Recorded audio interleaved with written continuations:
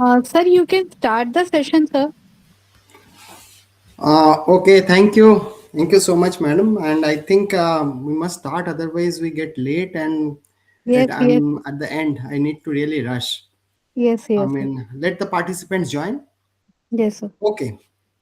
Good afternoon, friends. So let us have our third session, and which will be covering the block 3 of this course on supply chain management. Well, friends, today we will be discussing logistic management. So, the session objective will try to understand the strategic importance of logistics in healthcare delivery system. First one is the Unit 9, which deals with the transportation. Unit 10, with the modern warehousing layouts, which includes the cold chain also. Unit 11, that quantitative inventory techniques. And Unit 12 will be standardization and value engineering. Well, as I'm been told that you people are more interested for Unit 11 and Unit 12. So what I have planned is this. I'll start with Unit 11, then go to Unit 12, and at the end, I will take Unit 9 and Unit 10. So first, let us try to understand what logistic is. So friends, as I on the very first day I was telling, logistics is a kind of a military connotation, which actually means the process of planning, implementing, and controlling the efficient flow and storage of goods from point of its origin to point of consumption.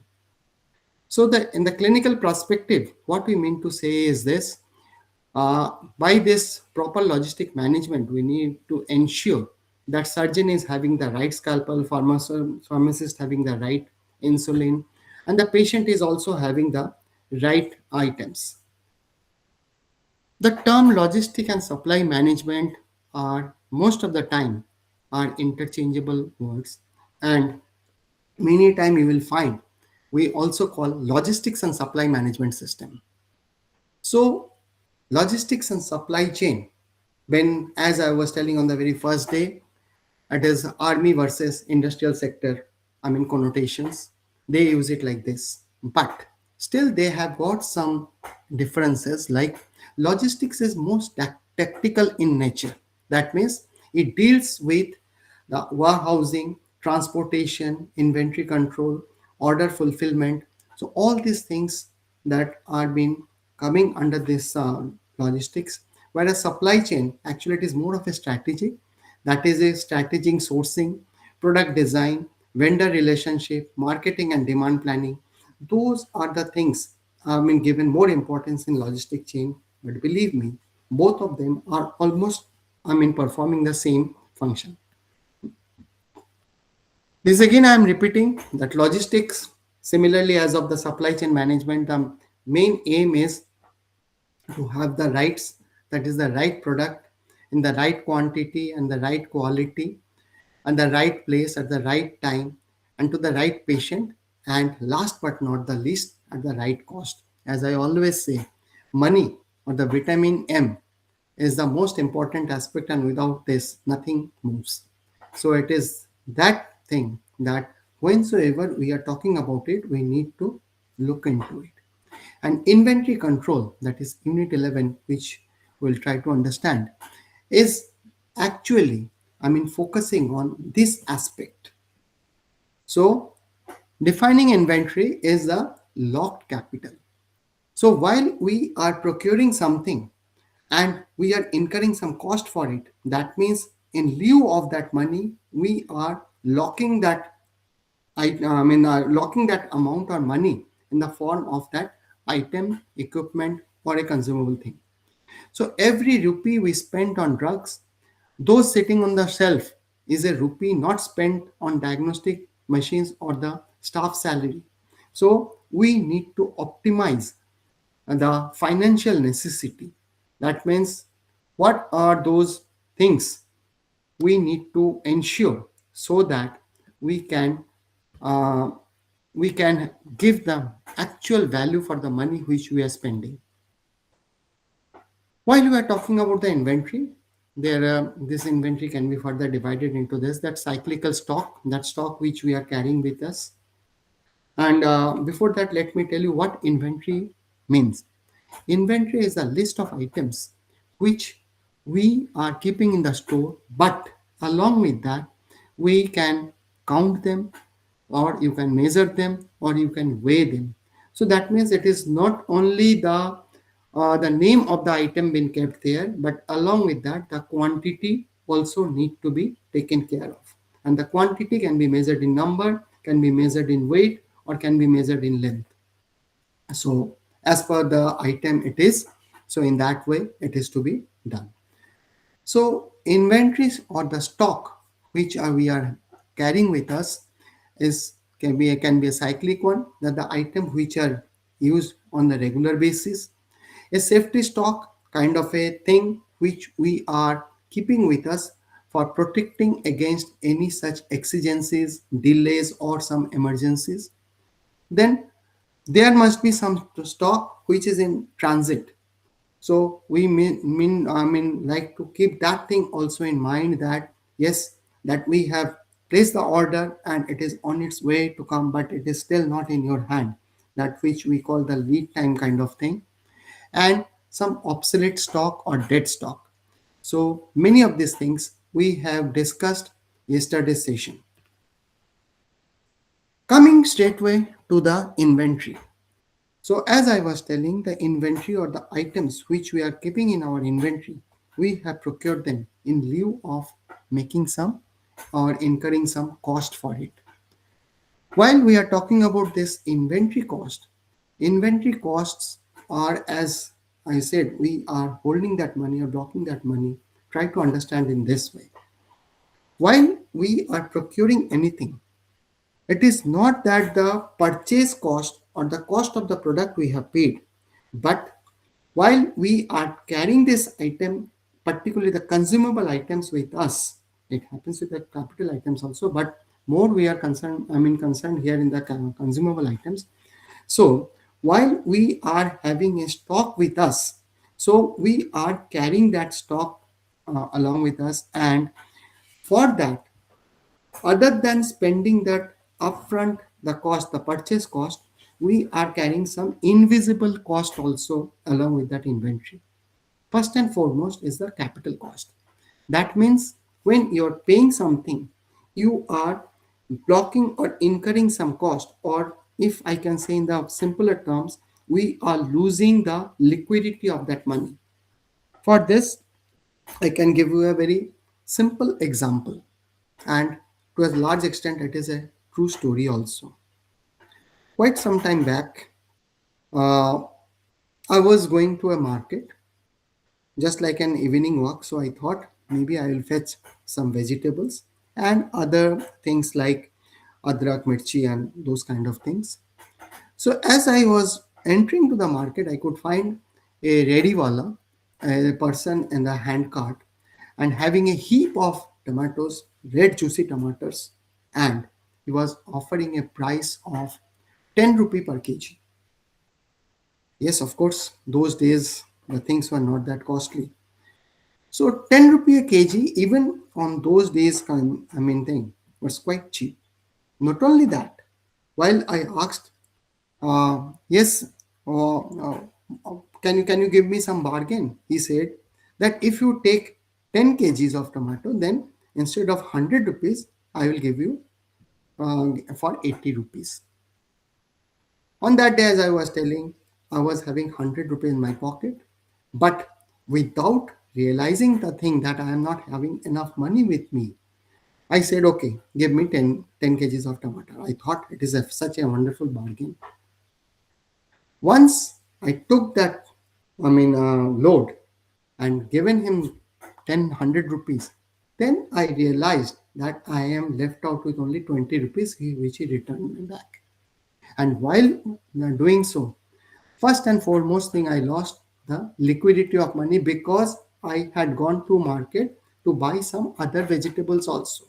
And 20 rupees will not be enough to cater those requirements. Anyway, somehow I managed. I took loan from that, people, because most of the time, as you are visiting those sabzi walas on regular basis, many of them know you also. So they said, okay, sab, no issue. कल आ जाना, कल आप पैसा दे देना. Okay. Now, what happened? 10 kg plus with other vegetables, which is now counting to almost some 15 or 16 kg weight. Believe me, walking back with that type of load in your hand and almost a kilometer away to my home, it is not an easy job. So I had to hire some rickshaw and I paid some cost for that transportation. Came back home. Now, these tomatoes, these are perishable item. So it cannot be, put on like that and consume it over the period of 1 month or so. Because 10 kg of tomato consuming is not that easy job to do. It cannot be done overnight. As a result, this need to be kept in a proper preservative way, that is refrigerated. Those days, we are having a 165 liter refrigerator, and that refrigerator, every square inch of refrigerator are already full, so hardly any space to keep these tomatoes.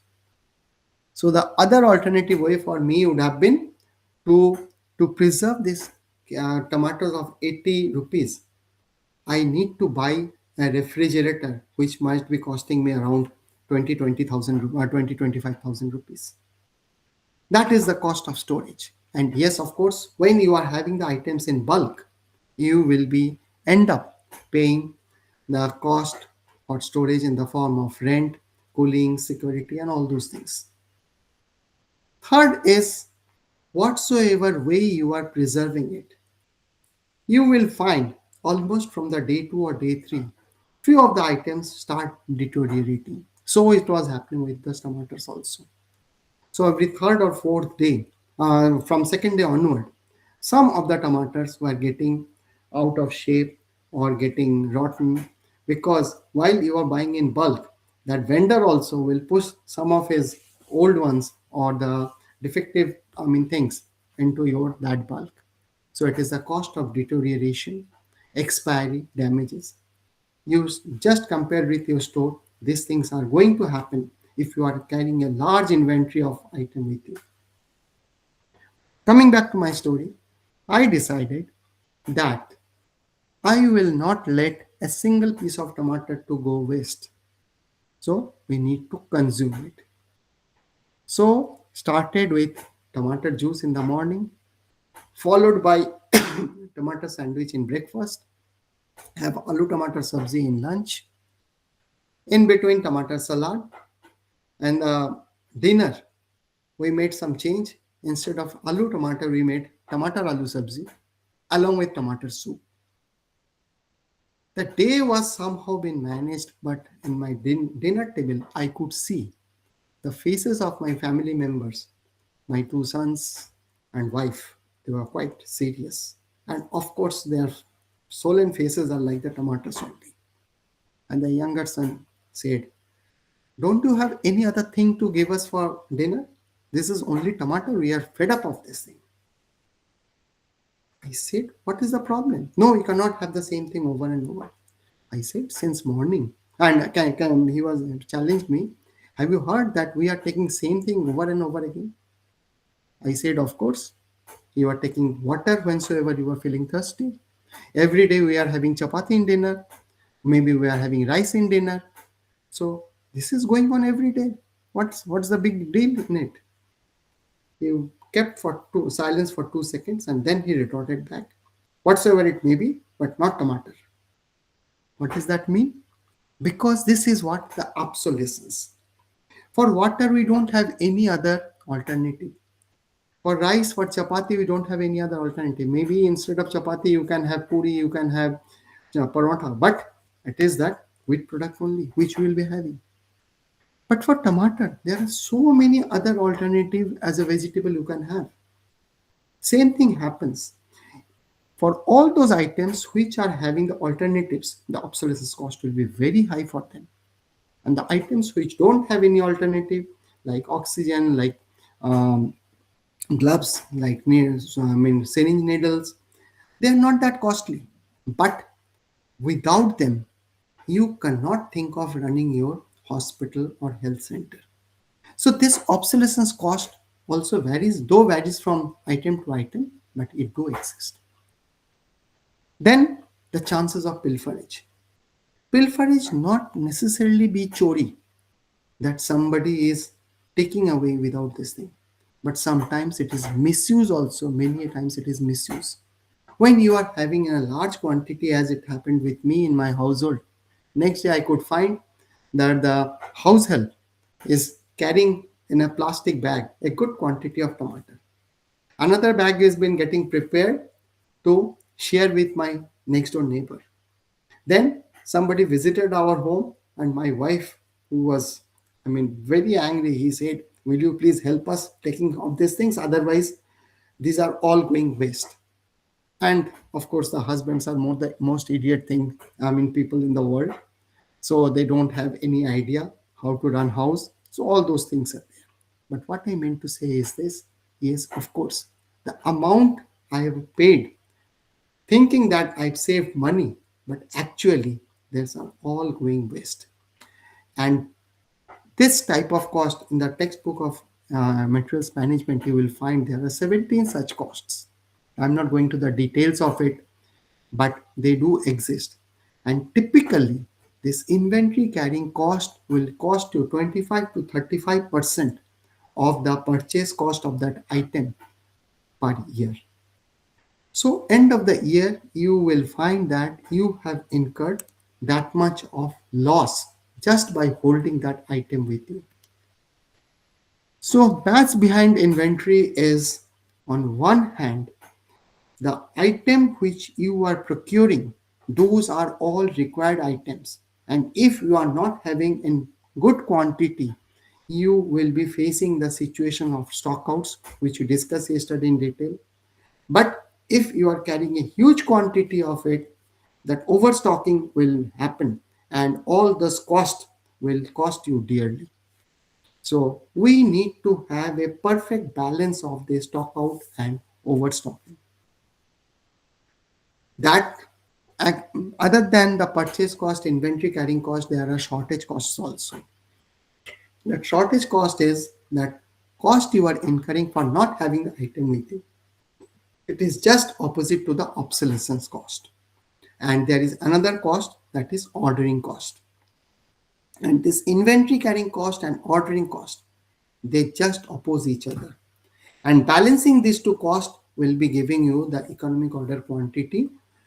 Of course, it have got very limited, significance for healthcare. Situation. It is very very useful for industrial sector. But as I told yesterday, that economic order quantity gives us the chance to find out what should be the maximum value or maximum stock limit with us. So these things we have already discussed yesterday. So I'm skipping this thing. Coming back to this inventory control. Now, if that is the situation, that these items which you are carrying with you as inventory in your store, not that every item will be having the same value. And value not necessary in terms of money. It may be in terms of criticality, it may be in terms of consumption pattern, maybe in terms of availability. So there are the value will be varying from item to item. And if we can categorize the items as per its value, we will be able to manage it properly. Like this thing, this cue we got from this German economist in the name of Pareto, who for the first time observed this peculiar situation because he was asked by the head of the king of that state, that he need to find out that the wealth distribution of that country or that city.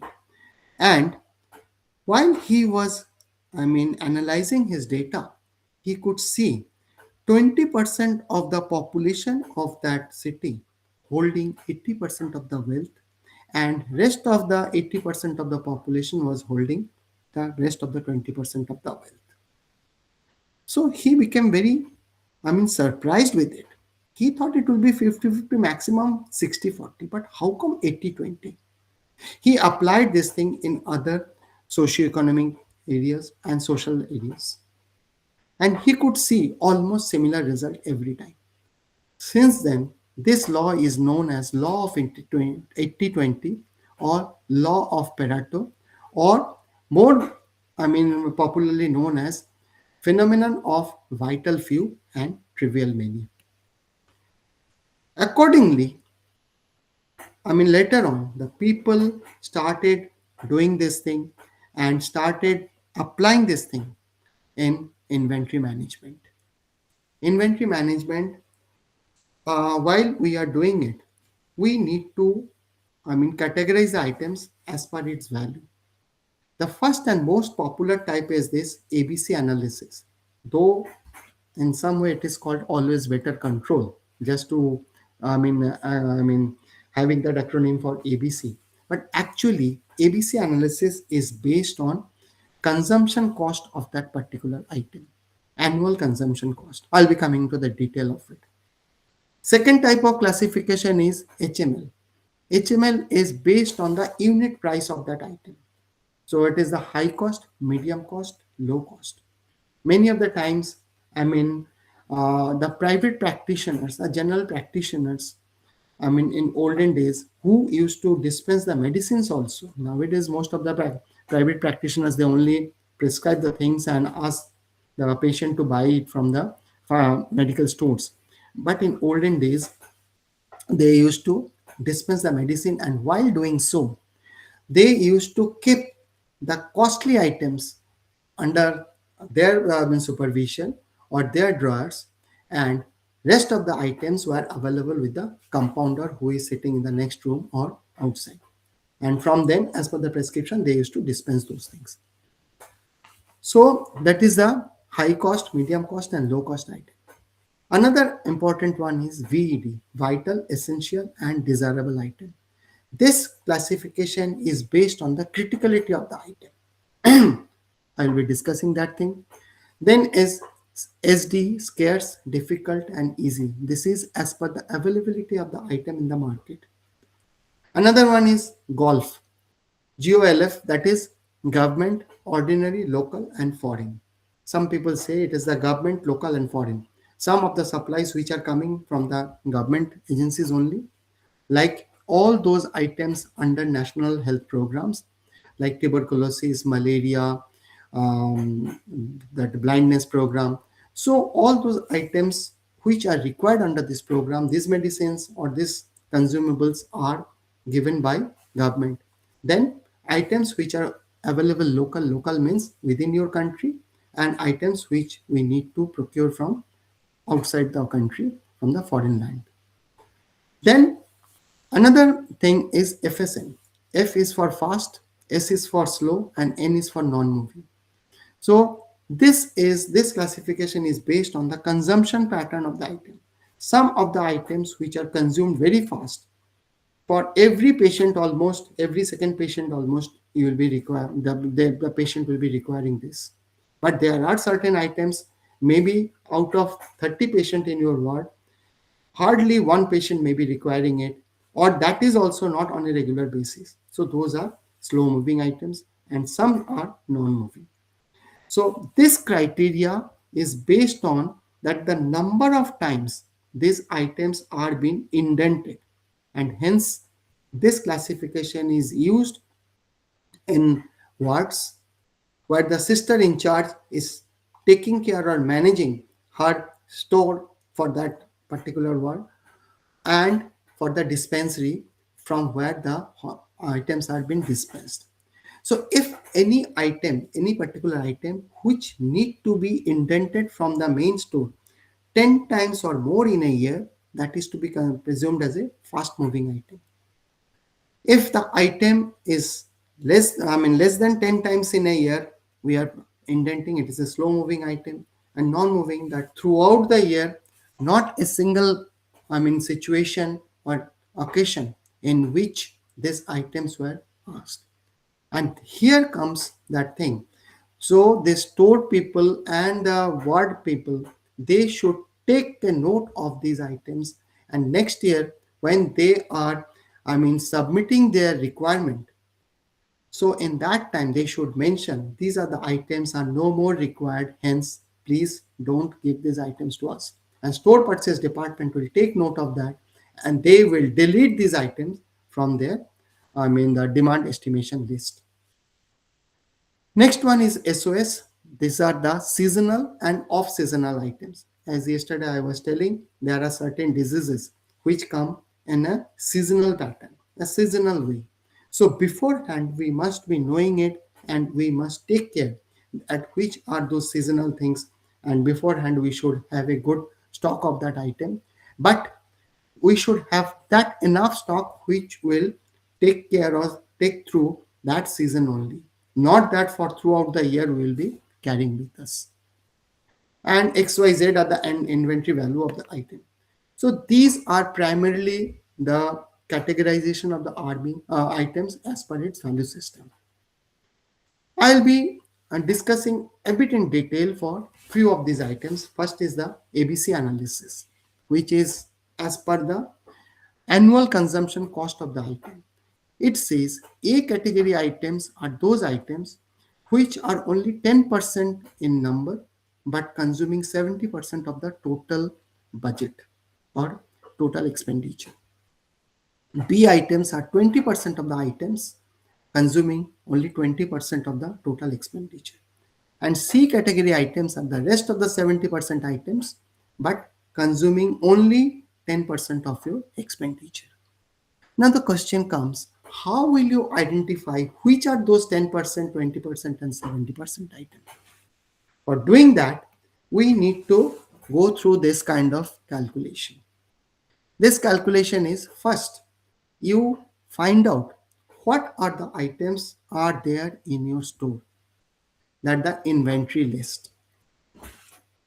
These are available from your uh, that is the main stock register available in your store.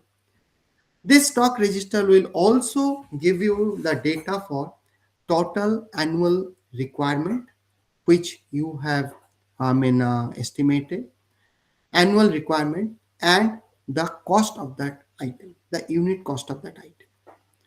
Now once you have got the unit cost and the total annual requirement, you first and foremost find out the consumption cost of that item. Consumption cost, annual consumption cost will be the total annual requirement multiplied by unit cost.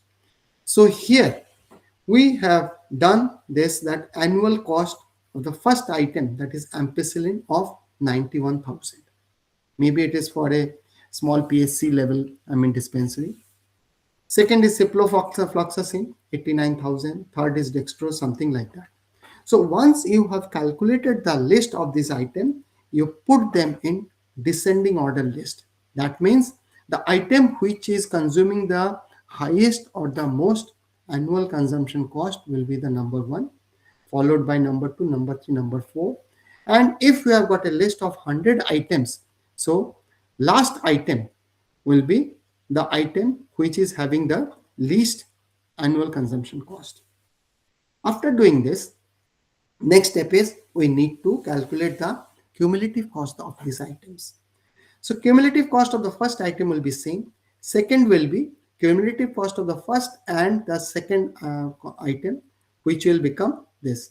And the third will be cumulative cost of the second item plus annual consumption cost of the third item will give.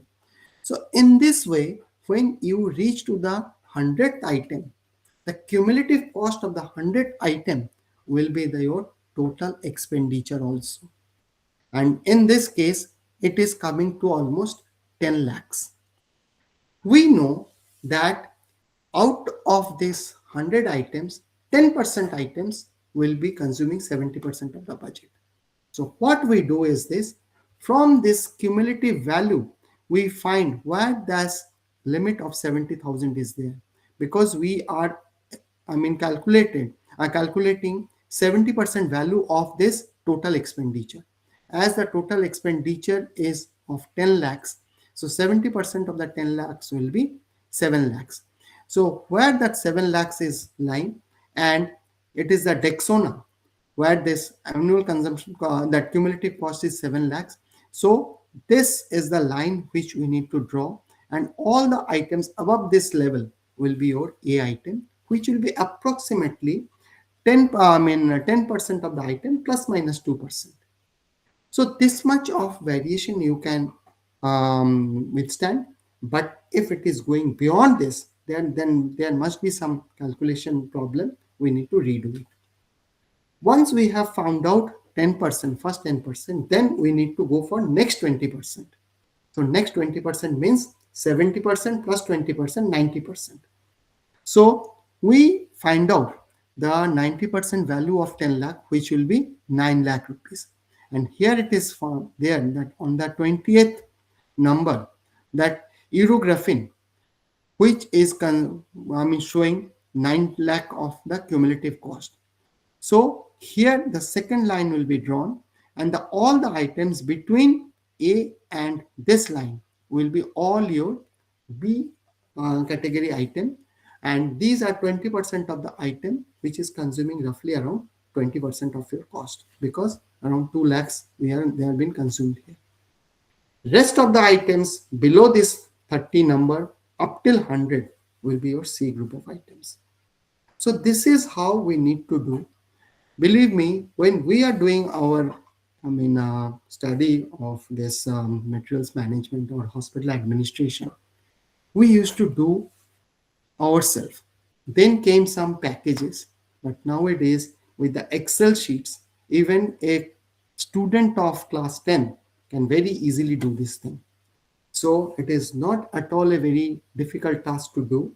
Anybody, any person can do who have got some idea how to handle Excel sheets. That is one part. Now, what are we going to do by knowing this categorization?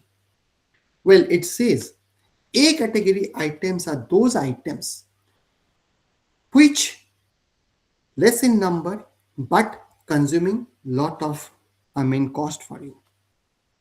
If you try to understand this, our kitchen is the best example for any store. Lot of consumable items are stocked there. Have you ever tried to find out that what quantity of garam masala, what quantity of dry fruits you usually buy? Have you ever seen that garam masala, that cardamom, in any household is there in a bag of 5 kg or 10 kg? Never ever. These are very costly items, and if they are not properly preserved, they will lose their aroma, and a wastage of a small quantity will be incurring a big financial loss. Even in home, shops also, in markets also, that basmati rice, you will not find a bag more than 5 kg package, because these packages or this the rice, they are very sensitive to moisture or to the infestation, worm infestations and all, and any wastage to that will be costing you a lot of financial loss. So that is the reason why you will find these costly items are always procured in smaller quantity, and they are used quite judiciously, and nobody minds procuring these items over and over again. They don't bother about the ordering cost, but they are very critical about the inventory carrying cost of this A category item. So A category item should always be under strict control of the top level management. By controlling 10% item, they are also controlling 70% of the total expenditure. B category are the middle level kind of thing. So a middle level management can take care of it, because it is only 20% of the item with 20% expenditure. And C level of the items are those items which are in bulk but consuming only very low cost, 10% of the cost. So you can always delegate these items to a junior level person. Well, if we understand, if we are able to understand that, but there is a flaw in this. What is the flaw? Say, for example, from this example of our kitchen, the salt.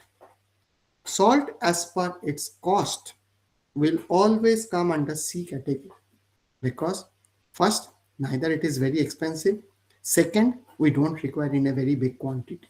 As a result, the annual consumption cost of the salt will be very, very minimal and it will come under C category.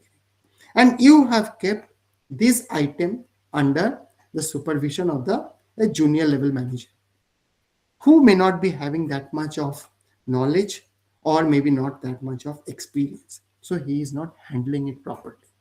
Same thing will happen in your hospitals also, like gauze cotton, like your what you can say steroids, like antihistamines.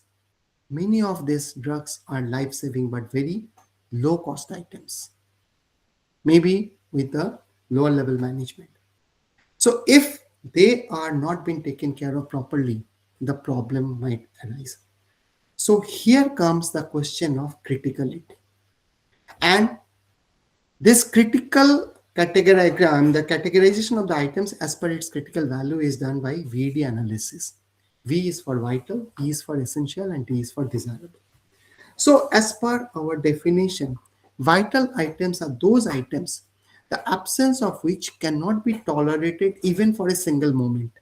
Okay, so without these items, you just can't think of running a hospital, not for a single moment. And these items need not to be always very costly, like streptokinase, which are used for your cardiac arrests or blocks, or some of those anti-cancer drugs and all those things. So these are always to be kept under vital category.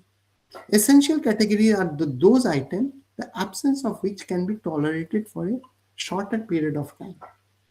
One particular antibiotic is not available for a day or two, you can do with the other antibiotics till you are getting the right one.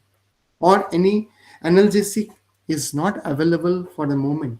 A steroidal antibiotic, not anti-analgesic, are not available. You can do away with this thing nimesulide, or nimesulide is of course a non-steroidal one, but phenylbutazone or things like that. And desirable items are those items the absence of which even for a longer duration is not going to cause any serious problem for your patient care. Have you ever heard of any patient dying because he was not having multivitamins or cup syrups? No, never. So these are the items which many a times are not that useful, or maybe some of the items like antioxidants, mixtures, elixirs, if they are not available, it is better it is like cup syrups. And many of these items are quite costly. So here what we do is this: the vital items will be with the top level management, essential items with the middle level management, and desirable items will be junior level management. I have already talked about this SD classification, the scarce, difficult, and easy. Some of the items which are not very easily available. And the thing is this, these items will be having a longer lead time period. That means the time you placed your order and getting the supply, it will be longer. So hence, you need to ensure that you are having enough stock with you the when you are asking or putting your indent or putting your supply order. Will be coming into it. What is the lead time and how this safety stock and uh, buffer stocks are to be calculated. D is the difficult. That means, well, it is easily available. It is not that easily available, but moderately you can have it. And E is for easy. That is, it is always available. In your medical stores also, you will find the person at the which is maintaining the cash book or the cash, he is also maintaining a small notebook. And many times, once a medicine has been given, he is noting down something. He is actually looking into this because he knows that in his stock, what are the items are there and which are the items which are difficulty in availability, scarce in availability, or easy in availability. For items which are very easily available, they don't just bother. They just pick up the phone, ask the supplier to supply, and getting it maybe within the same day. But for the scarce and difficulty, looking into that lead time period, they will act accordingly. And looking at their stock position, they will start their next process of procurement. Fast moving, slow moving, and non moving, as I told you, is very, very useful for ward level or dispensary level. And they should keep a good, monitoring of these items and classify them, which are the fast moving, slow moving, and non moving items. Many times we are not doing it.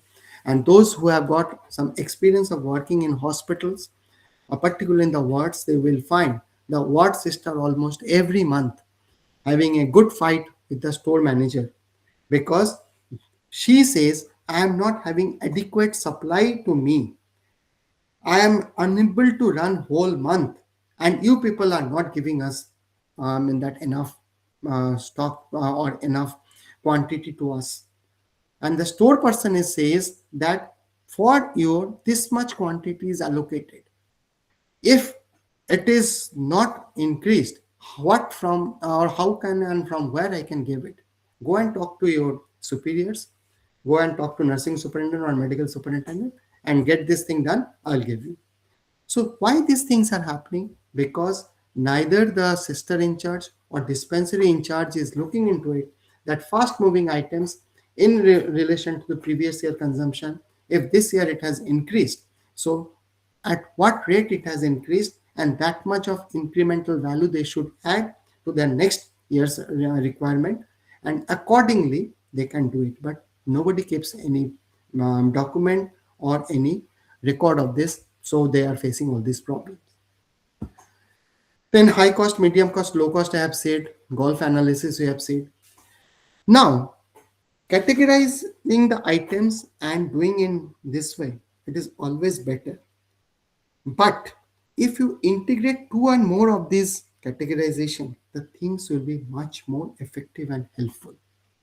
Why I'm telling so? As I was telling that ABC analysis, that A category with the top level management and vital, essential and desirable, vital in the top level management.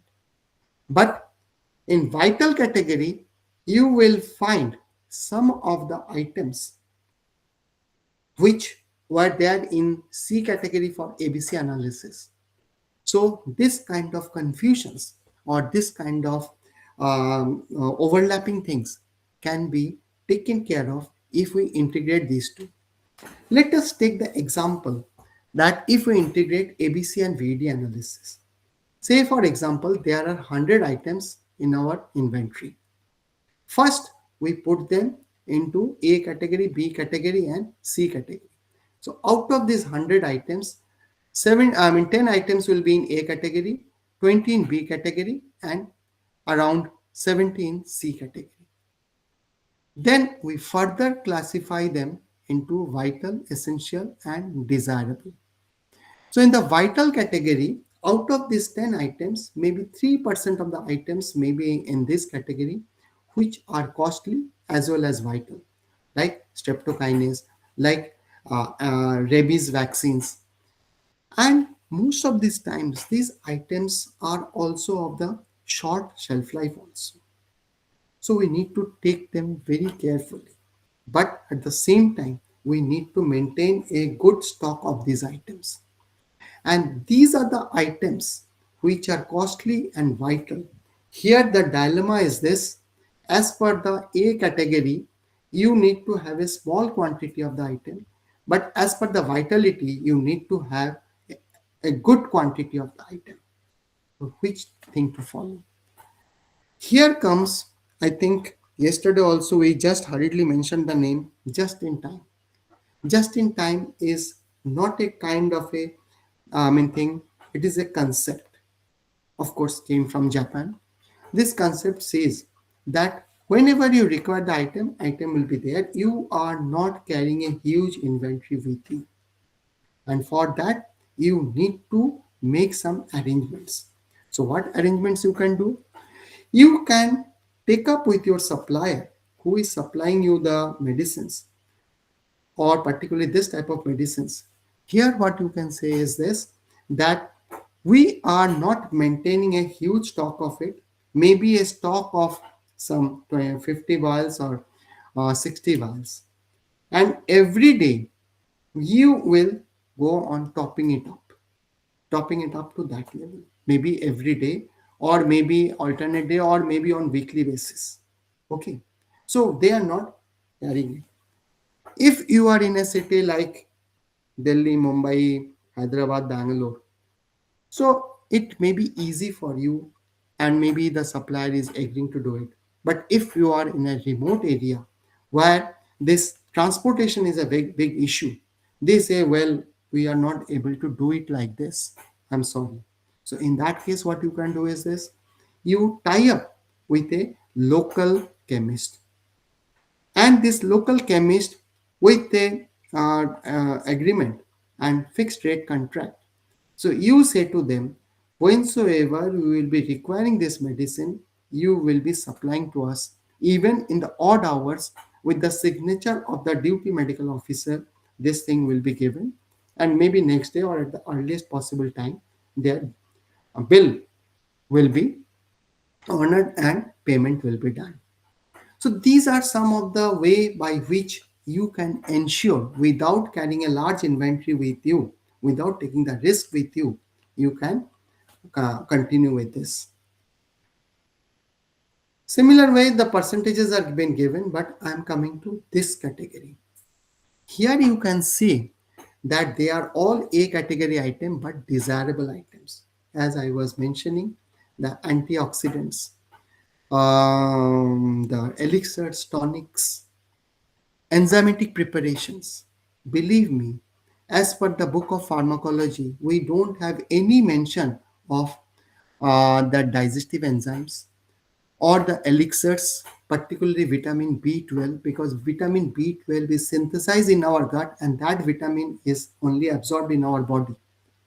The synthetic vitamin B12 have got very limited, almost no action in our body. But these tonics and elixirs, you will find they are having B6, B12, and all other vitamins. B6, nowadays it has been said that the overconsumption of B6 is harmful for our body. But those are there. And all these things, and antioxidants are very popular kind of things. And some of the nutritional supplements, very popular nowadays. Almost every doctor has got a fashion of writing it. I don't know what other thing. If you are having a good, normal diet, rich in protein or rich in as per the requirement, and seasonal fruits, seasonal vegetables is good enough. But we are still forced to procure and buy. So as a manager, what you will do, because here you are consuming 5% of the total item, and these items consuming, because 10% of the 10% of the item consuming 70% of the budget. So out of this 10%, 5% items are there. Okay, so that means 50% of the A category items are there in this category only, and this means that we are consuming almost 35% of our expenditure on these items. Friends, if you can identify them, put these items always out of stock. If there are some situation where under compulsion or pressure you need to procure it, okay, only procure that much quantity from open market. Don't buy in a large quantity. Coming to this category, these are all C category item and desirable item. Believe me, in your medical store you will find plenty of these items. Plenty. They are not at all, useful. But who is going to weed out these items? They are always there. So these are the items try to identify, and many a times these are all non-moving items also. So get them out. If you can get rid of, I mean, these items which are 70% out of 70%, 35% items are there in this category, but consuming only 5% of your total budget. So as they are not, I mean, having a big thing or big expenditure, usually the management overlooks these items. But for a store manager, it is a big headache because they need to keep the account of these unnecessary items, identify it and get rid of it. Which let me tell you one more thing. All these percentages which I have put here, they are taken from one of my student who did her thesis on this inventory control techniques from one of the very large hospital under ESI. And these are the figures I have taken from that thesis only. So these are not myths, they actually are there. So this ABC matrix helps us in identifying which are the items to be kept under strict category. Say for example, this red one. These are the items which constitute 20% of the total item, because 10% from A category only and rest two are from these two one. So around 20% of the item, and if you total them up, you will find they are consuming 80% of the budget. And all costly items and all vital items are in this category. And the top level management who are controlling this, their main aim should be at the cost of these items, they should always make available, or they should ensure the availability of all these vital items. Your hospital will run like anything, and the patient care will be very much improved because you will be able to ensure the availability of the items which are critical and vital in nature. Next is this blue category. These blue category items, if you total them up, they are containing almost 45% of the item and consuming only 15% of the budget. Let them be with the middle level management, and I always say, particularly the doctors, I mean, every doctor by rotation should be having the taste of it. They should be given this responsibility at least for 2 years, and they should know how the store management goes on. And out of them, if somebody is getting further interested into it or they want to volunteer it, they can be, over the period of time, they can be given the charge of the top level management. And this last category, that is the yellow one, these are the items which should be kept at the lowest level management, and let them handle these items, but always try to get rid of this item at the earliest. So this is one way. Second way of integration, which are getting very popular, that is music 3D. Music is multi-unit selective inventory control, three-dimensional approach.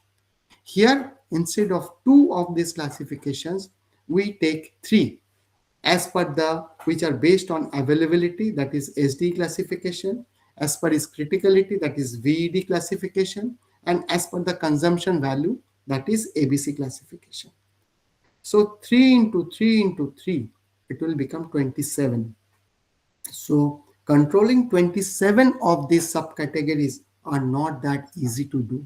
So what we do is this, we take two of this.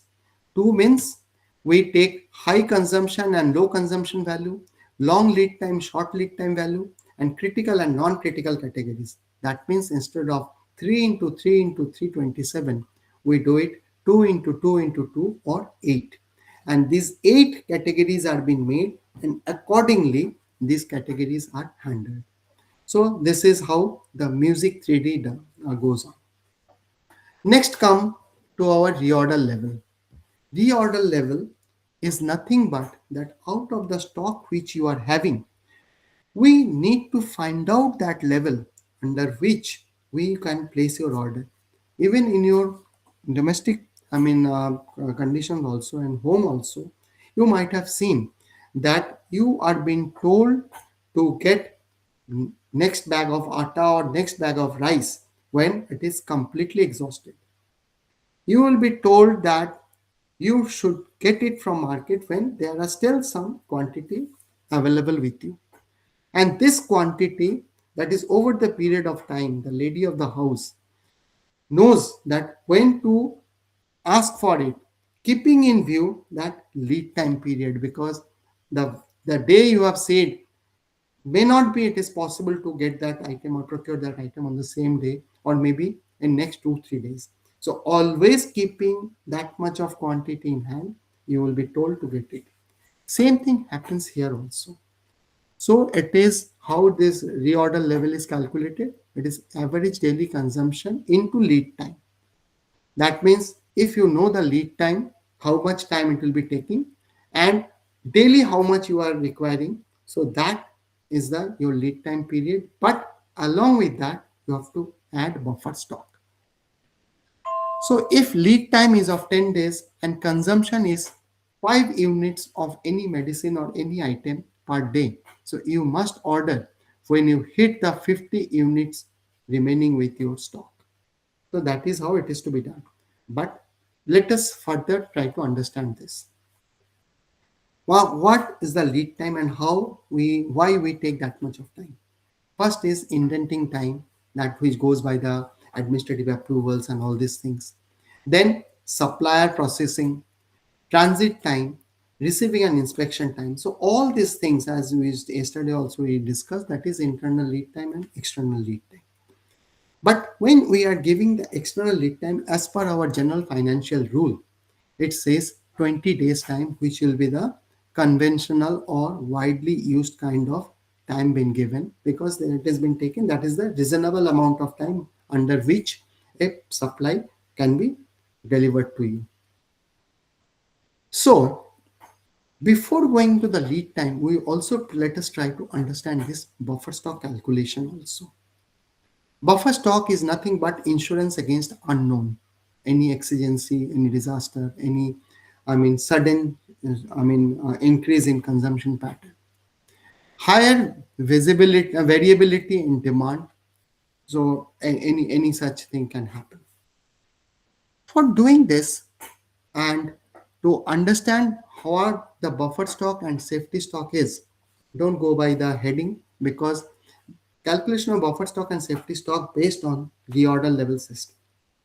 Here what I have taken a graphical representation of 1 year consumption pattern.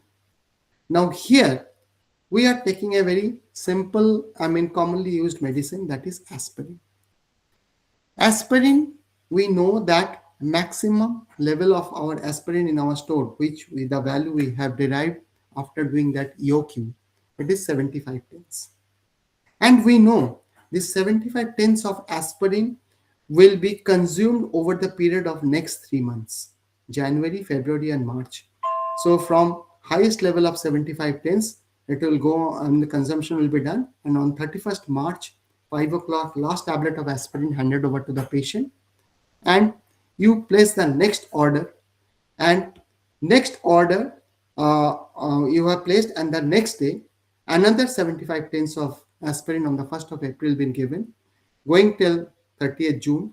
Place your order 1st July, again 75 tens, going up till 30th September, and so on, and it is going on. So if you look into this graph, it looks like a sawtooth. Okay, so that is why this model is known as also sawtooth model. Now, this is a classical kind of graph for industrial sector.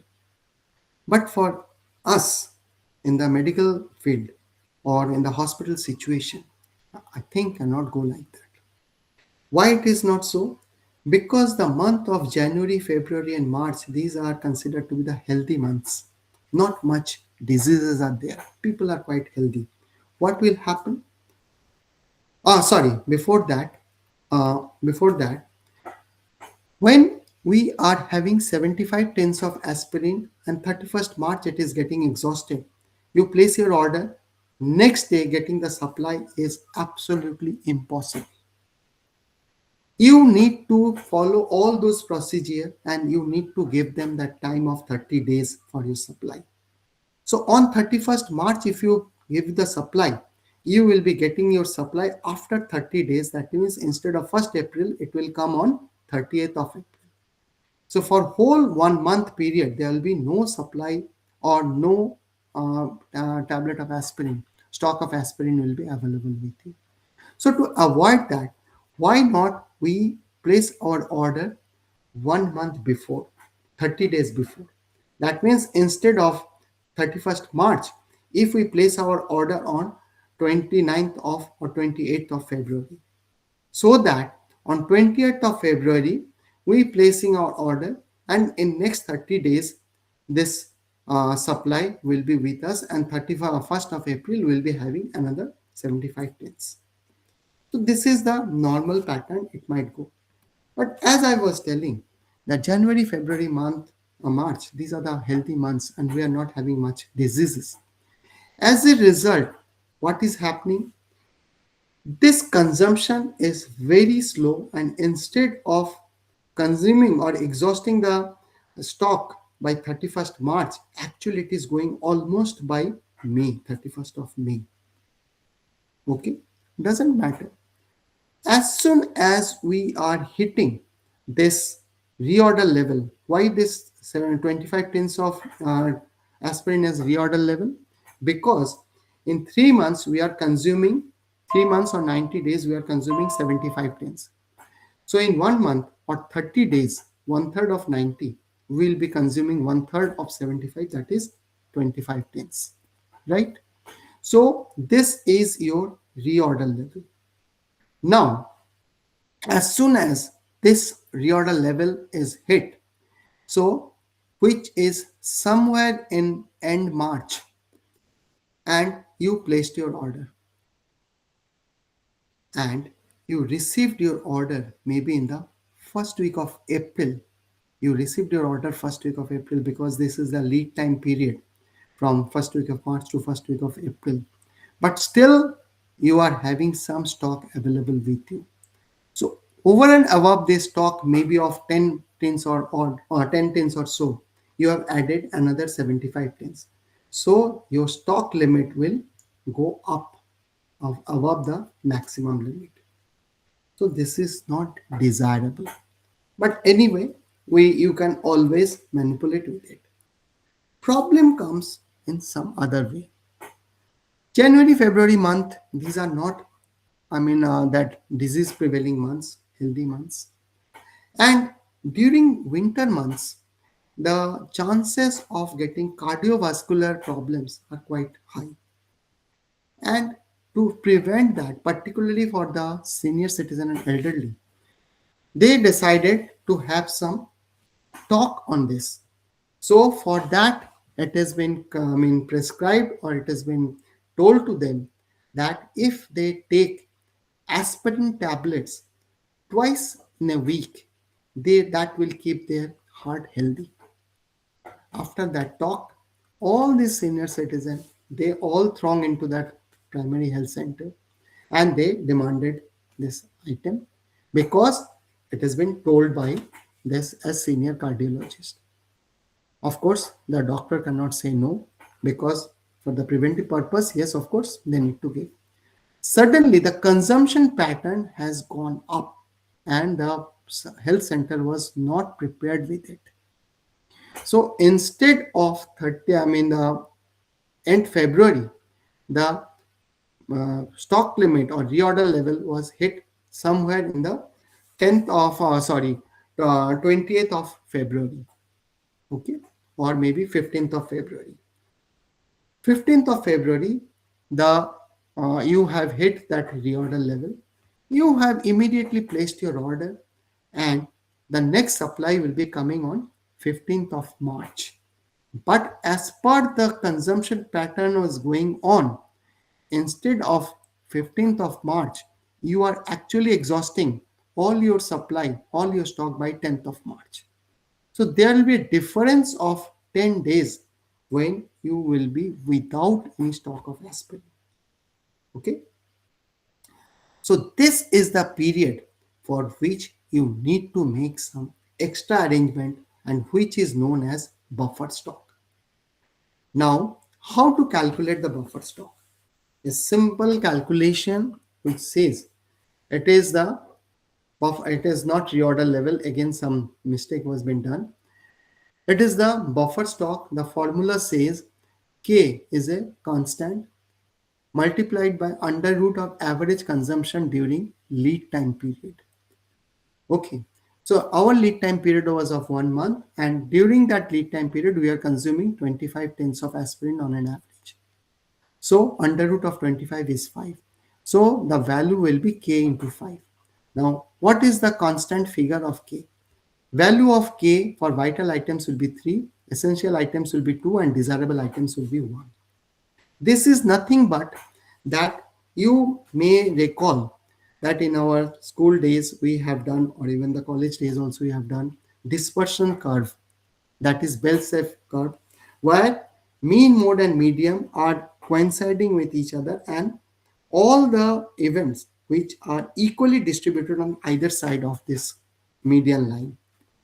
And there are 1 standard deviation, 2 standard deviation, and 3 standard deviation. Further you go from the medial line, more events you are accumulating or you are capturing. So first standard deviation, which is 66%, second standard deviation is 95%, and third deviation is 99%. So vital items are those items for which you need to ensure the availability by 99%. And hence, if you consider that item is vital in nature, you will multiply it by 3. That means K into 3 will be K into 5, 3 into 5 will be 15 tens over and above your 75 tens. If it is essential, it will be K into, 2 into 5, 10 tens. Over and above 75, it will be 85 tens. And if it is desirable, only 1, that means only 5 tens. Over and above 75, that is 80 tens will be enough. So now your minimum stock limit is not here, it will be here. So your total maximum level will be 90 tens, that is 75 plus your 15 of your buffer stock if you consider aspirin as a vital item, and hence it will be 90. From 0 to reorder level value, that will be 15 tens plus 25 tens of 40 tens. This will be your safety stock, and above that your regular stock. Okay. There will be another method of doing it in which we are not keeping our buffer stock like that in separate way. Buffer stock is a very much integral part of your regular stock. So what we do is this 90 tens are being kept in 2 bins, one big and one small. First one is a 51 and the smaller one is 41. So bigger one is only 50 and smaller one you have got your reorder level plus buffer stock. So once you have exhausted this 50 tens, you start consuming from this 40 tin and place your order. Now while you are placing your order, please remember you are not ordering 50 tens or neither only 40 tens. You order 75 tens, which is your maximum stock limit. Because in all normal condition, by the time you consume 25 tens, you will be getting 75 more. So 50 tens more, and sorry. By the time your supply comes, you will be consuming 25 tens, left out with 15 tens, and you have ordered 75. So 75 and 15, it will again become 90 tens. So buffered stock is always as an integral part of your main stock, and every time it will be carried with you. There is no such thing that the buffer stock is kept in some cupboard and nobody paid any attention and they got all expired. No, it is not like that. So if we calculate our buffer stock and put it into the main thing and take it as a safety stock, and accordingly we go on our consuming our things, it will be better. Then there is the inventory turnover ratio, which means how fast your inventory going. More the ratio, more quick we are doing it, better will be that we are not having or incurring this inventory carrying cost. Just in time, I have already explained you. And periodic review, but continuous review, definitely, of course, we usually go this periodic review. Yes, of course, that is not bad, but it is always be having a continuous monitoring. And nowadays, lot of, computer assisted functions are available by which it can be done in a better way. Second thing is the standardization and value analysis. Definition of standardization is this: the systemic process of establishing a common agreement on technical specification for the hospital supplies. Goal is to eliminate unnecessary variety using 5 types of syringes instead of 50. Okay, so if you standardize and ensure that only this much of this type of things will be used for throughout the hospital for all departments, it will definitely decrease the load and pressure on store purchase department, right from the demand estimation procurement to the end user. You will find that even for the better control, as per the antibiotic policy also, we ensure that only 1 or 2 antibiotics which are to be otherwise commonly used but under strict supervision. Some of the things are to be restricted use and some other antibiotics not to be used. So the more variety you reduce, better it will be, and it will help you in standardizing also. The clinical benefits of standardization is safety because doctors and nurses become expert on a specific piece of equipment or item. Interchangeability, the parts fit regardless of the ward, particularly for the equipments it happens. And simplifying training, because while you are training the person also, so same type of thing while being used, so it will be giving confidence to the technicians, to the doctors, nurses, healthcare workers to handle them properly. It will definitely reduce the variety reduction strategy, that is the audit all existing items, group by function, select the best in class, and phase out rest. That is how we should do. And you will find that 15 to 20% of immediate reduction in storage space and inventory value. As I was telling there also, that is all those items that is which are of desirable category and low cost items, those items need to be taken out of your inventory. Codification is another thing for identifying the item. So naming the things correctly and so that everyone understands it. So it can be done as per the alphabetical order, that is alphanumerical numbers are being given as per the alphabetics or as per the numericals or the mixture of these two, but some pattern need to be followed. And as per the mnemonics also, like code that aids in memorizing, like SYR for syringe, TAB for tablet, SYP for syrup. Mostly we use like this. So this kind of codification can be done. Then global language for business, that is GS1 standard and barcoding. Nowadays, the things have become all the more simpler, scientific, and chances of, mixing up becomes very, very less. You know, in labs also, in many of these good laboratories or the good hospital laboratories, they are giving in your sample collection bottle, they are pasting not only your name and other things but along with that barcode or a scanner code. So while they have drawn the sample, it has been entered into the system and this code has been generated. Or maybe at the time of your admission, a complete sheet is given with this stickers of having your barcode in which all your particulars, name, age, disease, the treating physician, the ward, everything has been written there. And this are to be carried out everywhere, be it in the lab, be it in the OT, be it in pharmacy. So everywhere they will ask for it, and whatsoever been given to you, whether it is a blood sample collection vial or the medicines which have been given, this been pasted on it, so that while they are processing that sample, so by scanning that barcode, they can make out this sample belongs to whom, and accordingly that reporting is to be done. For giving the medicine in the wards, in the bedside, the sticker is there. So the nursing staff, they just scan it and they know for this particular patient what are the medicines to be given, and they hand it over. So that is how this coding helps us.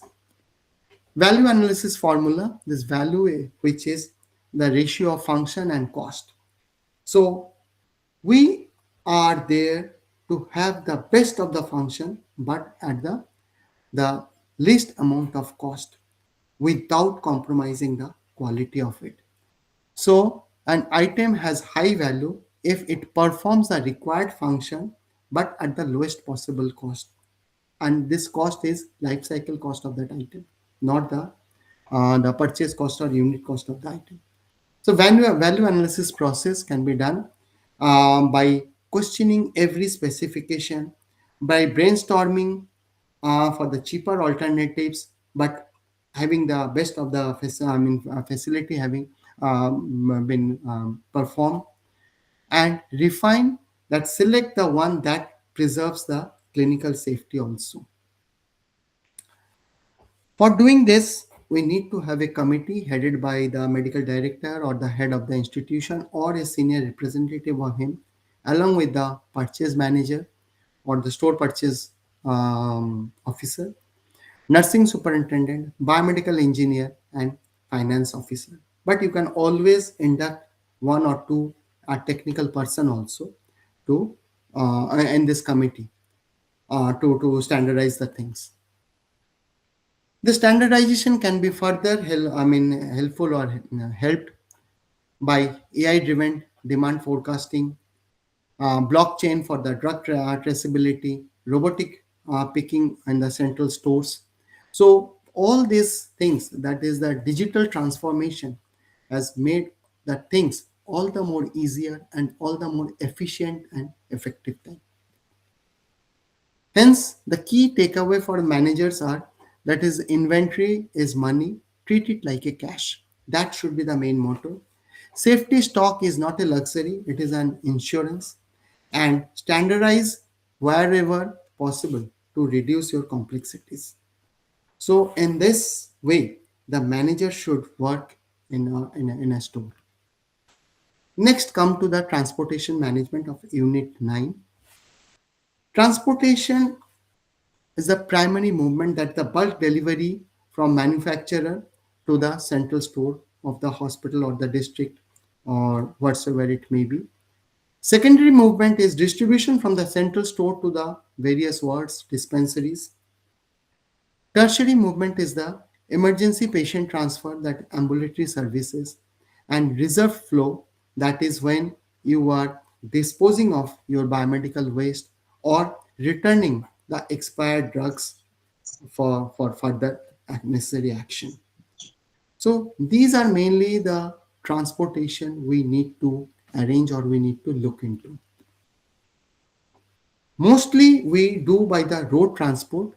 The strength is it is the door-to-door delivery and ability to reach right up to your doorstep. But weaknesses are some traffic congestion, weather dependence, high risk of temperature exposures. Those things are always there. Second is air transport. It is speed but with a cost.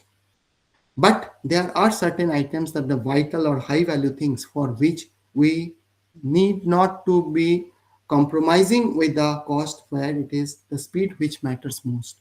Organ transplant, emergency vaccines when some outbreak response is to be given, remote access where we need to airlift, particularly for the army and all. So the metric is cost per kg is high, but the cost of failure will be much higher if we are not able to deliver the items in time. So the speed is much important. Then rail and water, where the bulk logistics are being taken. Yes, of course, it is for the furnitures or the bulk supplies we have to have it, but they are cheaper, but at the same time they are slow in movement. Drone delivery, which is the latest one, and these are now taking care of many of our hurdles, particularly when we need to reach far-flung areas where even your airplanes or air traffic cannot go. So the drone can do this. That means the last mile delivery of in the difficult terrains, particularly the vaccines, blood products, diagnostics, sending sample, and because the doctor diagnosis or further treatment will be depending on the result of that sample. So from a remote area, this sample will be picked up and sent to the central labs in the city through drone. And of course, the report can always be sent through mail and other things. So drone is really, becoming a kind of a game changer in near future. So these are the emergency medical services, that is the transportation as a clinical intervention. You always know that is the basic life support, then advanced life support, and cardiac coronary, technicians, they are there. So that is how, this tends to be classified. And in the Western world, this is CCT, which are becoming very, very, popular. So first, a person will come and assess, and then the paramedics will be coming, particularly those who are specialized in the ventilator handling, cardiac monitoring. So they will be there till the patient is transferred to the hospital. But in our country, till we are having that basic life support ambulances and advanced life support ambulances. Of course, when we are doing it for the ambulance service, we need to follow this golden hour principle of 60 minutes, and we need to see to it how efficiently we can, gather this patient and transfer the patient, of course, with full medical support to the hospital. Interfacility transfer, that means within the hospital or within the district or within a particular geographical area. The third party, that means you are giving this thing or outsourcing this transport system to a third party. Yes, of course, the headache with you will be less because they might have the specialized fleet, global reach, technical expertise. But the other flip side of it is that loss of direct control and potential data privacy risks are also there. So many times it is better to have it if you are dealing with some very, vital or very crucial kind of thing. But for a general type of thing, you may outsource it also. That's transportation. In hospital vertical logistics, that is, you might have seen that pneumatic tubes, high speed lab sample delivery, because so that you are not handling it. And in some airports I have seen, even in the McDonald's, there the supply from the kitchen, once the supply is the order is been given, the supply is coming through this kind of pneumatic tubes. Then specialized service elevators, or earmarked service elevators are there, which are dedicated for the flow of sterile supplies and waste. And these service elevators are there in the CSSDs, where your sterile items are being taken through this, so that you are limiting the handling and exposing the items to outside things. And then you have got advanced guided vehicles, automated guided vehicles. These are the robotic vehicles. And many of the hospitals, particularly in this COVID time, they were tried it, but we need to further improve upon, And now we have seen that robotic kind of things, robotic dog, robotic person, has been shown by this Chinese thing. They are there. So this thing also coming up in a big way, and maybe a time will come when the human will not be handling the things, rather these robots will be handling these items. Green logistics is electric ambulances, that is electric vehicles. I mean, reusable transit packaging and all these things will further add to this thing. Reverse logistics, we have already said, it should be color coded, particularly the waste management, strict manifest tracking of hazardous wastes, and sterilization incineration logistics. So, well, particularly the waste disposal, this kind of things we need to keep in mind. And when you will be having this waste management, sessions, these things will be, discussed in detail with you. Security in transit, the digital locks with temper evident seals, geofencing alerts, and background checks for the driver. So all these kind of security checks you need to do it. So the unit summary is that mode of selection is driven by the clinical urgency and value of the item. Cold chain integrity is non-negotiable for the biologics, and cold chain maintenance, that things we discussed yesterday. And technology, that is the GPS or telemetry, is the key to visibility nowadays. Last one is the unit 10, or the warehousing on storage. So the purpose of healthcare warehousing is stockpiling, that protecting against seasonal surges, that you must have enough of these items of the stock with you, particularly when the impending kind of outbreaks are there or threats are there. You must stockpile these things. Protect potency protection, that is environmental control for the drugs. Inventory buffer, that means that as per the lead time thing, variation, you need to have that buffer available with you, or you calculate the buffer and keep it with your main stock, and as I explained the way you can do it.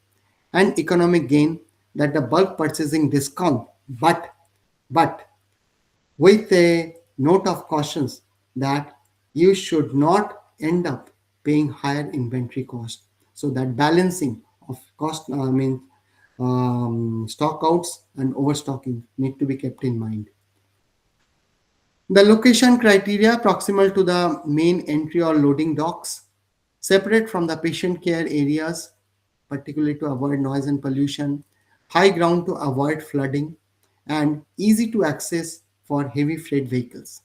So the store area should be, or rather usually be, at the backside of the hospital, but having a good access, easy access, maybe for the heavy vehicles, so that it is not interfering with the general patient care, but and also you can keep all the safety and security aspect for these stores.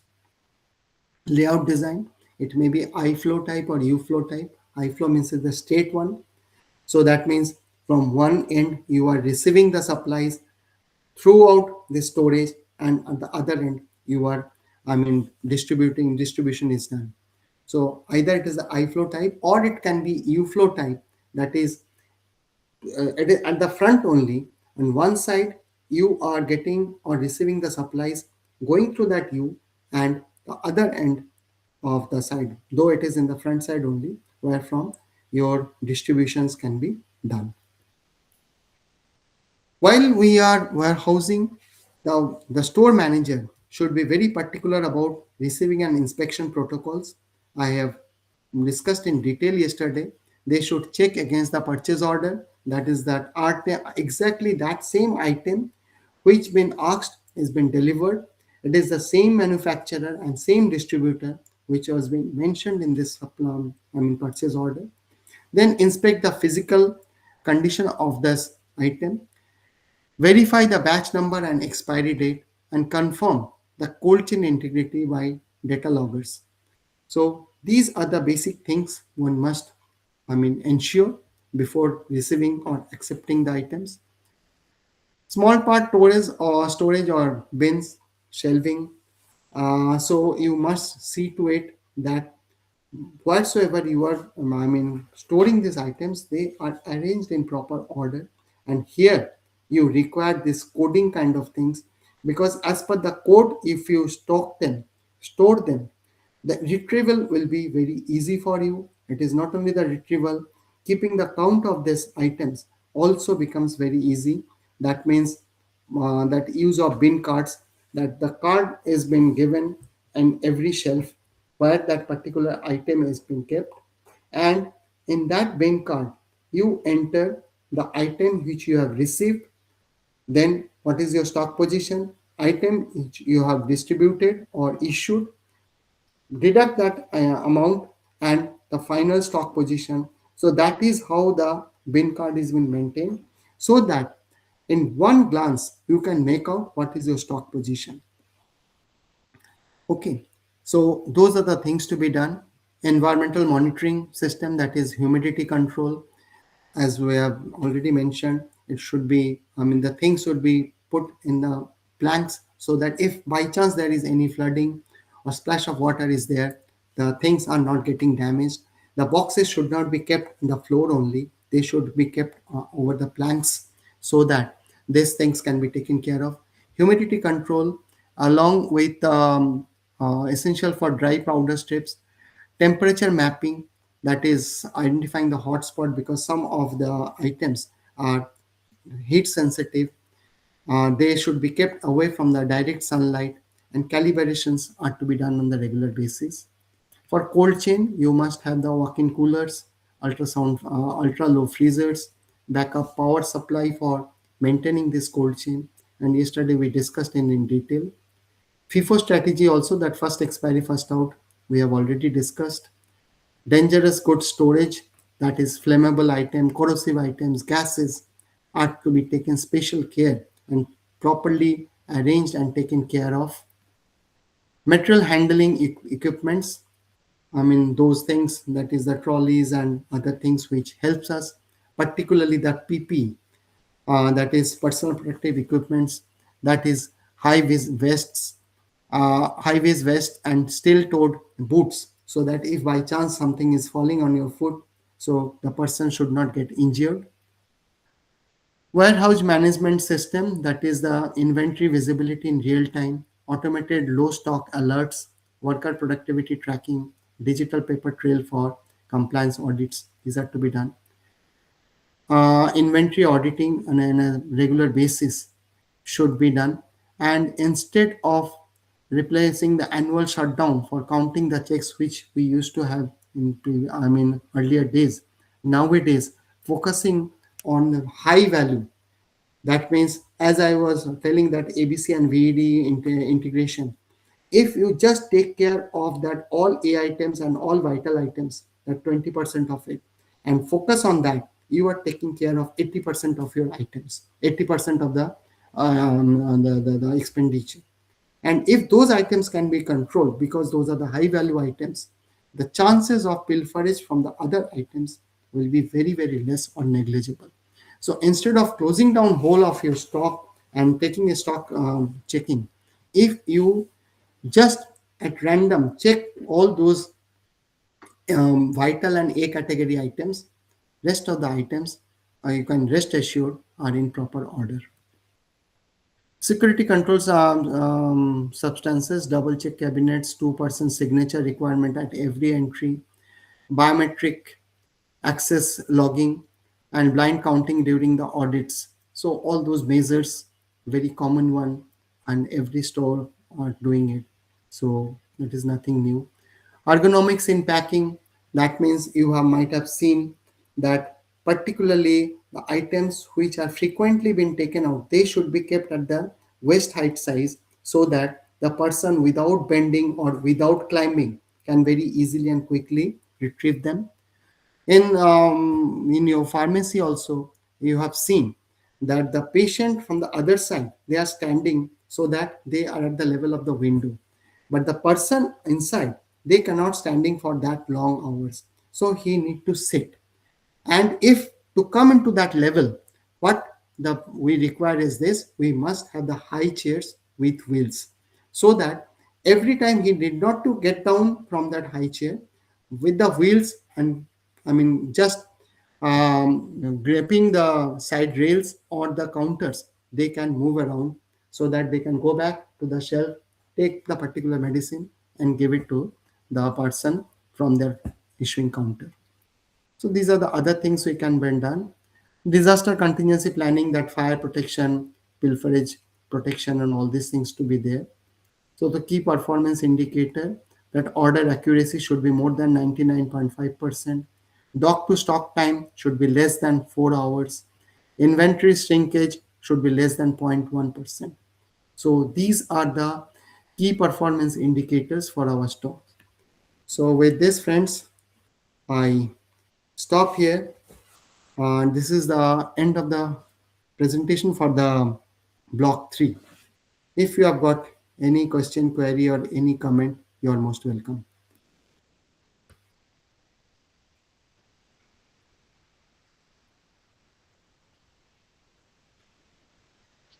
Hello. Yes, please. Hello. Good evening, sir. Good evening. Uh, Sir, can you share a real example where poor logistics affected healthcare outcomes and how it was resolved? Poor logistics. Plenty of examples are there. If you go to a public sector hospital, the doctor have prescribed medicine, but medicine is not available, and the person is It's being a asked to real go and example. buy it It's a from. real example from your department, from health and welfare, health and family welfare department. A real example from your experience. From my experience, there are plenty of such experiences are there, that the medicine is out of stock, and we have sent the the supply order, but it is due to administrative reason it is getting delayed, and we are not getting the item in time. um, then what I can say is this. It reminds me of one situation when I joined Chandigarh, that hospital, government hospital. I found that every patient has been asked to procure syringe and needles, that is disposable syringe and needle. And one day in my office, because after just joining within 15-20 days, I found that there was a, that is payment order, and it was going to almost 1.9 lakh rupees. And those are all for syringe needles only. So I got surprised. How come for a that this much of quantity syringe needles we are procuring, but the patients are being asked to procure it or buy it from the general stores. So while I asked my nursing superintendent, she was having no clue to it. And she said every time our sisters, our nursing staff are finding this problem because we are not getting adequate amount of syringe and needles. I asked the store person, he said, Sir, what can I do? Because we are being allowed to procure this much of syringe and needle. So I just couldn't understand why you people are not procuring this much of syringe needle. You know, I am talking about the year 2003, 2004. The year was 1998 when Biomedical Waste Management Act came into existence, and by 2000 it is to be implemented all over. So most of the hospitals by that time implemented it. Before that, and the thing is this: when I was talking to nursing superintendent, she said every ward of 30 patient, they are being allocated 30 syringe and needles per month, which usually get exhausted within first 2 to 3 days or maximum first week. So after that, every patient may been asked to procure it, and then the patient start fighting. कल तक तो आप दे रहे थे. Why you have stopped giving to me today? Or the person next to me, my bed, she was being given, and for me you are denying me to give it, and they start fighting.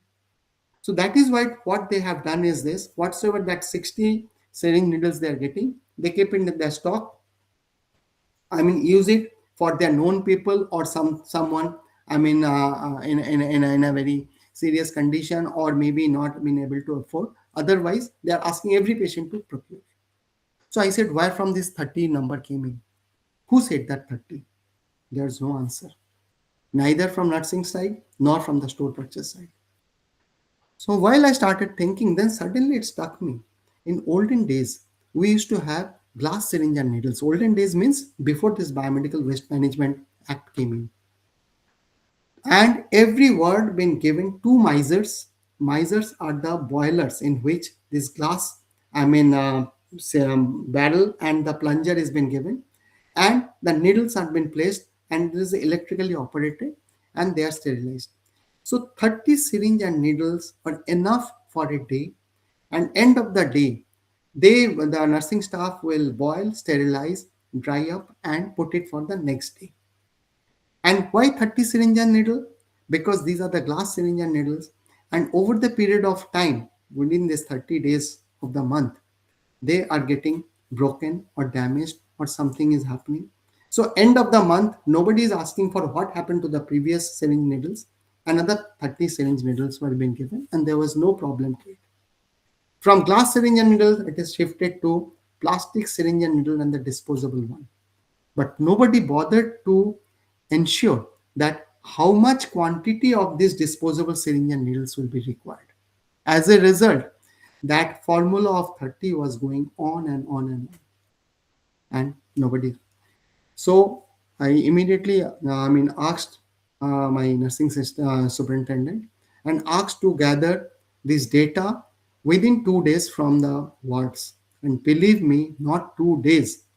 By evening, the full list was available with us because this was such a huge problem for this nursing staff.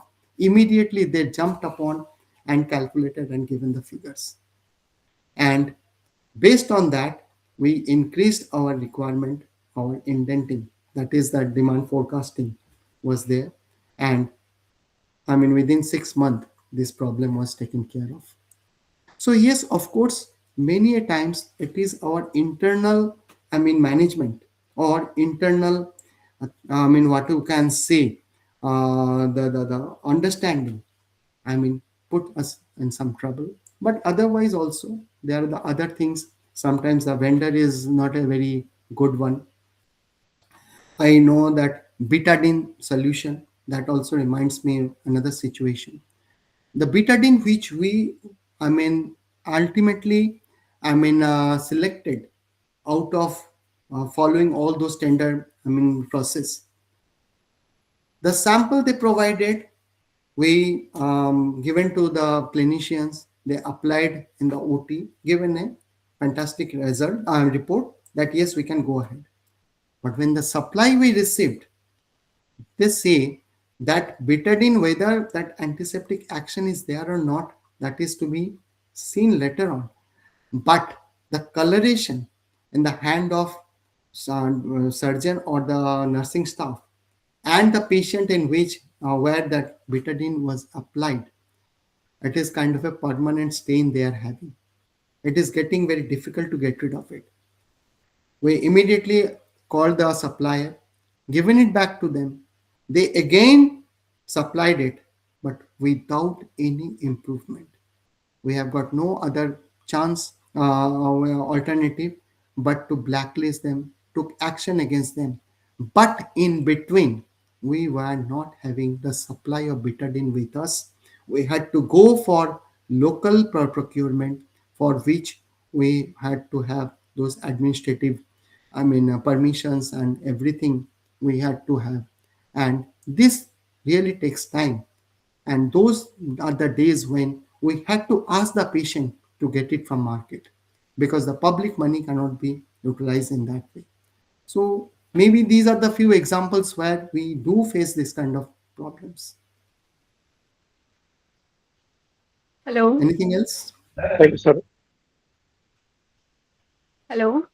Yes, please. Sir, in government sectors, we usually face this thing. It's a most common thing we face in government hospitals. Sometimes even 50 cc syringes are NA. Sometimes even injection hydrocortisone, which is so common in ICUs, that is also NA. So Yes, the inventory problem is really very common in public hospitals. absolutely, absolutely, absolutely. Okay, anybody else?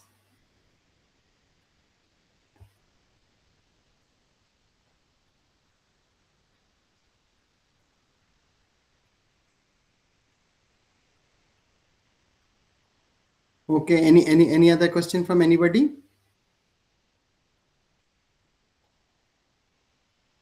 Sir, Okay. can you explain it again? That is economic order quantity. How it is helpful for us? Economic order quantity. Okay. I hope you understood how to calculate economic order quantity.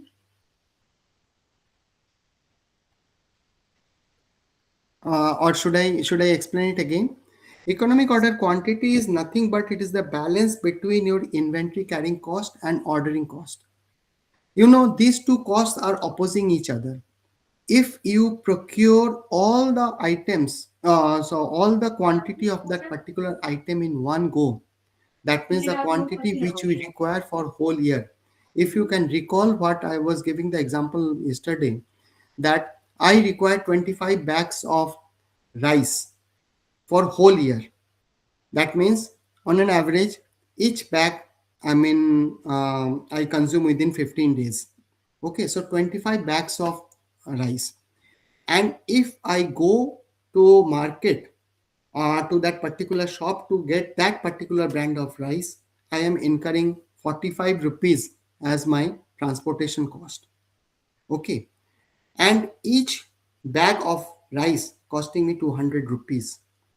And there is an inventory carrying cost, because while I am taking this rice and keeping with me, if all 24 bags of rice in one go I procure from that shop, spending only 45 rupees, that means my whole car will be loaded with 25 bags of rice, and with incurring 45 rupees, the ordering cost will be the minimum one for 1 year. But my inventory carrying cost will go up. How? Because 25 bags of rice been kept with me, a good quantity of rice will be time expired. Then there might be worm infestations. There might be some damage into it. The problem of keeping storing it. That all those costs which I was counting to you, that inventory carrying costs are there. Okay, but on the other hand, instead of getting 24 bags of rice in one go, if I procure every 15 days one bag of rice, so that means 24 times I need to go to the market and procure it, and every time I'll be incurring 45 rupees as my transportation cost. So the cost will be, transportation cost will be the highest, that is 45 into 12, is 45 into 24. So now, which one will you prefer? Will you like to incur on your transportation, or you like to incur the inventory carrying cost? So there you need to find a balance, and the what you can say, the formula says it is the under root of 2 multiplied by total annual consumption into ordering cost divided by inventory carrying cost, which is a kind of a constant we take, zero point 0.3 or 30%, 0.3 multiplied by unit cost. So if we put the figures of 24 bags into 45 rupees of ordering divided by zero point 0.3 of inventory carrying cost into 200 my unit cost, the result comes 6 bags. So what this 6 bag means? 6 bag means that if my consumption pattern is same all over the year, there is no variation, no, what I mean to say, any visitor visiting me, a relative or friend visiting me, I am not throwing any feast for my friends. Every day we take fixed quantity of rice for my family, and every 15 days we consume one bag of rice, go for the next bag. And this way, 6 bag will be the economic order quantity. That means at any point of time, whenever I am going to market, I will fetch 6 bags of rice, and this will balance my inventory carrying cost, and 4 such rounds will fetch me 24 bags. So that means 24 bags of rice throughout the year been divided into 4 equal installments of 3 months each. So every 3 months I am procuring 6 bags of rice and that will suffice me. So that is how inventory carrying cost is being done. Economic order quantity. And economic order quantity is a very, very important tool for public, the industrial sector, because that is how they calculate the procurement of their raw materials. But for us, it is of not that use, because first, we are not very sure the next moment or next day or next season what will be our requirement for that particular item. Second, in this economic order quantity, there is no provision of buffer stock. So as a result, you cannot be very definite about your safety stock limits. But this economic order quantity help you in establishing the maximum stock limit for that item, keeping in view your annual consumption and other parameters, that is ordering cost. Ordering cost you can always fix by rate contract. Unit cost you can always fix it by rate contract. And the ordering cost, it is with the vendor that at the very beginning you are finalizing it. So roughly you can have an estimated upper stock limit for it, and based on that you can go on, that is inventory management techniques, and all these things will help you to arrive at that is what will be your reorder level, and from that you can calculate your buffer stock vis-a-vis the safety stock, right? Yes, sir. Understood. Thank you. Anybody, any more question? Hope this session was useful for you, but you need to go through your, learning materials, your blocks. That will give you further more clarity and insight into it. Okay. So if there is no other question, and we have already crossed our time also, so let me say goodbye to you, because for me it is one. Almost 1:15 midnight. So good night to all of you, and thank you so much. Thank you, sir. So Dr. Rita, I am signing off now.